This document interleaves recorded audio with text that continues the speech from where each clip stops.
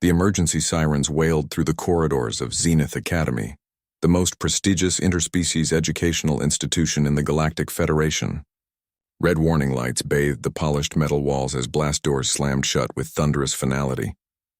In Classroom 7 Delta, 43 students from 12 different species huddled together, their various forms of terror painting a grotesque symphony of fear. At the center of their nightmare stood a Vorthak. The creature's obsidian carapace gleamed under the harsh emergency lighting, each of its 6 razor-sharp limbs scraping against the floor with sounds that made even the stone-skinned granite folk shudder. Its compound eyes, each the size of a dinner plate, swiveled independently as it surveyed its trapped prey. The Vorthak's mandibles clicked rhythmically, a sound every sentient being in the galaxy had learned to fear through countless horror stories and news reports. Vorthaks were living weapons, engineered by a long-dead civilization for war. They knew only hunger and violence. When the last of their creators fell, the Vorthaks scattered across the galaxy, becoming the universe's most feared apex predators. They couldn't be reasoned with, couldn't be tamed, couldn't be stopped. The only mercy was that they were incredibly rare.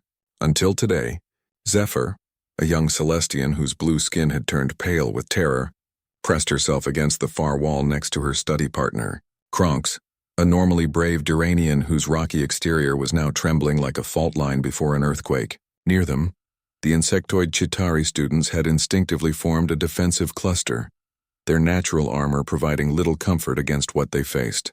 "How did it get past security?" whispered Lyra, an Aquarian whose tentacles were wrapped tightly around herself. The Vorthak's head snapped toward the sound and Lyra immediately fell silent. The creature took a deliberate step forward, its claws leaving deep gouges in the reinforced floor. The students pressed back further, but there was nowhere to go. The blast doors had sealed them in with the monster. That's when the classroom door chimed. Every eye, compound, stalked or otherwise, turned toward the entrance. The Vorthak's mandibles spread wide in what might have been confusion. The blast doors were locked. Nothing could get in or out during an emergency lockdown. The security protocols were absolute. The door chimed again, followed by a distinctly human voice. "Hello? I think I'm lost. Is this advanced xenobiology?" The Vorthak tilted its massive head, a gesture that somehow managed to convey bewilderment despite its alien features. The students looked at each other in horror. Someone was about to walk into their tomb. "Don't come in," Zephyr screamed. "There's a The door slid open with a cheerful swoosh. A human stepped inside, looking completely ordinary in his academy uniform. He was young, maybe 20 standard years, with messy brown hair and kind eyes behind wire-rimmed glasses. He carried a worn leather satchel and had the slightly confused expression of someone who had taken a wrong turn somewhere. "Oh," said Marcus Chen, because that was his name, though none of the students knew it yet. "This isn't xenobiology." He glanced around the classroom, taking in the cowering students, the emergency lighting, and the 6-limbed death machine that had now turned its full attention to him. "That's interesting." The Vorthak let out a sound somewhere between a roar and a shriek, a noise that had been the last thing millions of beings across the galaxy had ever heard. Marcus tilted his head, studying the creature with genuine curiosity. "You're a Vorthak," he said, not as a question but as a simple observation. "Wow, I've read about your species but never seen one in person. You're magnificent." The creature paused, clearly not expecting this reaction. Its mandibles clicked uncertainly. Marcus took a step forward, completely ignoring the gasps of terror from the students. "I know what everyone says about you," he continued, his voice calm and conversational. "That you're just killing machines, that you can't think or feel. But that's not true, is it?" Another step forward. The Vorthak's massive form seemed to shrink slightly, its aggressive posture shifting to something more defensive. "You're scared," Marcus said softly. "You don't know where you are or how you got here. Everything around you is strange and threatening, so you do what you were designed to do. You prepare to fight. But you don't want to fight, do you? You just want to go home." The clicking of mandibles slowed, became almost rhythmic, musical even.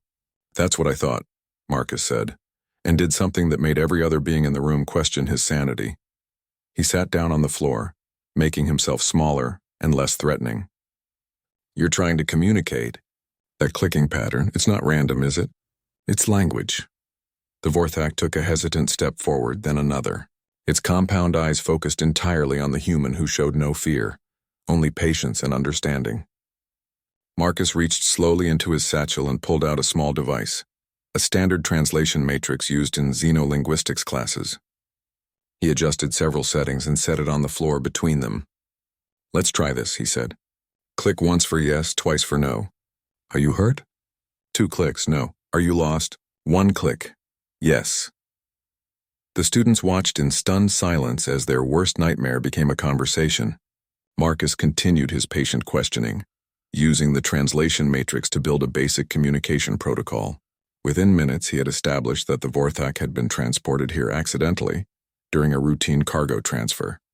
It was young, confused, and terrified, but not hostile. "What's your name?" Marcus asked. The Vorthak's mandibles moved in a complex pattern that the translator struggled with before finally producing. "Destroyer of worlds and devourer of stars." Marcus winced. "That's quite a name. Do you mind if I call you Star? For short." The creature's clicking took on what almost sounded like amusement. 1 click. Yes, what happened next would be talked about in xenobiology circles for decades.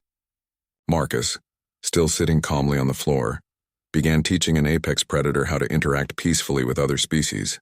He explained about the academy, about the different kinds of students, about how fear could make people act aggressively even when they didn't want to. Star listened, occasionally asking questions through clicks and gestures that Marcus interpreted with increasing accuracy. When a young Chitauri student accidentally made a noise and Star's head snapped toward them, Marcus simply said, "That's Hex. They're just scared." "Hex, say hello to Star." The insectoid student's translator wheezed. "Hello?" Star's response was a gentle, almost musical clicking that the translation matrix interpreted as, "Greetings, small brave one." By the time security forces finally cut through the blast doors 40 minutes later, they found a scene that defied all logic and military protocol. The feared Vorthak was sitting peacefully in the center of the classroom, surrounded by students who were asking questions about its homeworld. Marcus was giving an impromptu lecture on interspecies communication theory, while Star occasionally added commentary in their clicking language. Commander Thrix, a battle-scarred Valorian who had fought Vorthaks in 3 different campaigns, stood in the doorway with his weapon lowered, staring in disbelief. "How?" was all he managed to say. Marcus looked up from where he was showing Star pictures of Earth animals on his datapad. "How what? How did you... How is it not?"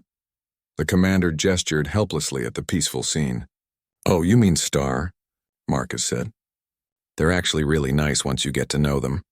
Did you know Vorthaks have a complex mathematical understanding of stellar navigation? Star was just telling us about the poetry their people compose based on quantum resonance patterns." The students nodded enthusiastically. Even Zephyr had moved closer, her fear replaced by fascination. Commander Thrix looked at his tactical team, all of whom were staring at the scene with equal bewilderment. In his earpiece, he could hear Control asking for a status report. "Control," he said slowly, "the situation is contained. We're going to need a xenolinguistics team down here, and possibly a cultural ambassador and maybe some better textbooks." As Star was eventually escorted to a proper diplomatic suite, with Marcus volunteering to serve as translator, the story began to spread throughout the academy and beyond. Humans, it seemed, had a peculiar talent that no other species possessed. They could see people where others saw only monsters. The galaxy would never look at either humans or Vorthaks quite the same way again. And in Classroom 7 Delta, now returned to normal lighting, 43 students sat in their seats with a new understanding of what it meant to be truly brave. It wasn't about being fearless, it was about choosing compassion over terror, curiosity over prejudice. It was about being human,